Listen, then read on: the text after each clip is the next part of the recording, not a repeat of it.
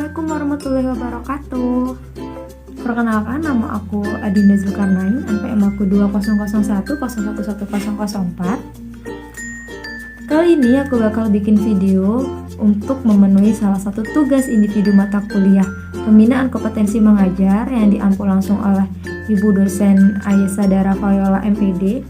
Kali ini makalah aku berjudul tentang komponen keterampilan dasar mengajar.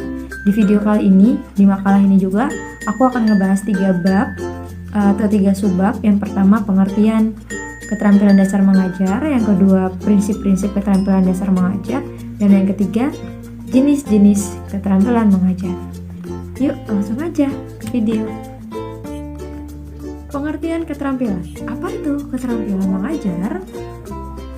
Istilah mengajar sering digandingkan dengan istilah belajar, atau sebaliknya, belajar selalu digandingkan dengan mengajar sehingga menjadi satu kesatuan atau satu kalimat majemuk kegiatan belajar mengajar atau KBM, proses belajar mengajar atau KPM. Sedangkan keterampilan dasar mengajar atau teaching skill adalah kemampuan atau keterampilan yang bersifat khusus atau more specific instructional behavior, yaitulah ya, yang harus dimiliki oleh guru atau dosen atau instruktur agar dapat melaksanakan tugas mengajar secara efektif dan profesional.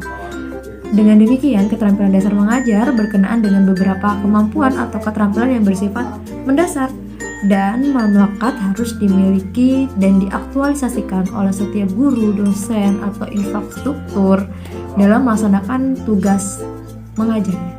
Lalu, apa sajakah prinsip-prinsip keterampilan? Dalam prinsip-prinsip keterampilan mengajar juga terdapat beberapa prinsip. Yang pertama ada prinsip kesesuaian atau relevan. Yang kedua ada inovasi dan kreativitas. Yang ketiga ada ketepatan atau akurasi. Yang keempat ada kebermanfaatan. Kelima membangkitkan semangat dan motivasi. Yang keenam menyenangkan. Lalu kita akan bahas tentang jenis-jenis keterampilan mengajar. Dalam hal ini jenis-jenis keterampilan mengajar sebenarnya ada 8. Tapi kali ini kita akan membahas 4 poin keterampilan mengajar. Yang pertama, keterampilan membuka pelajaran. Membuka pelajaran adalah usaha yang harus dilakukan oleh guru dalam kegiatan belajar mengajar untuk menciptakan prakondisi bagi siswa agar mental maupun perhatian terpusat pada pengalaman belajar yang telah disajikan sehingga akan mudah mencapai kompetensi yang diharapkan.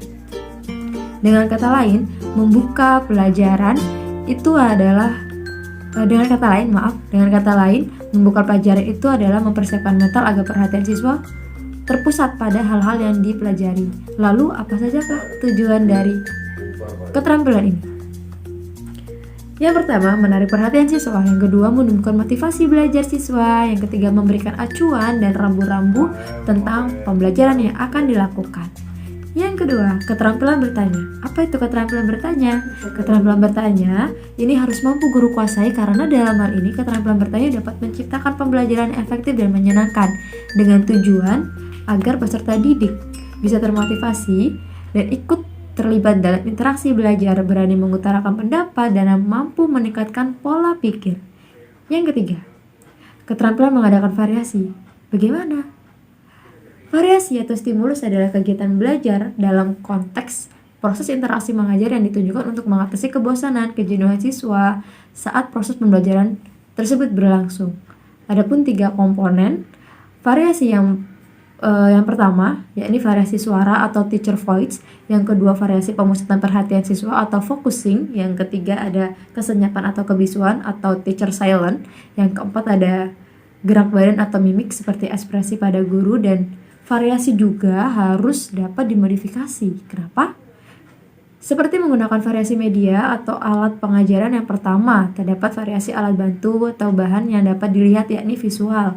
Variasi yang dapat didengar yakni auditif. Yang ketiga, variasi alat dan bahan yang dapat diraba, didengar, dan disentuh atau audio visual aids.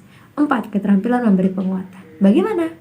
Penguatan dalam proses pembelajaran mempunyai peran penting dalam meningkatkan keefektifan kegiatan pembelajaran. Penguatan dalam hal ini bisa berbentuk pujian atau respon positif guru terhadap perilaku siswa yang mana akan membuat siswa senang karena dianggap mempunyai kemampuan.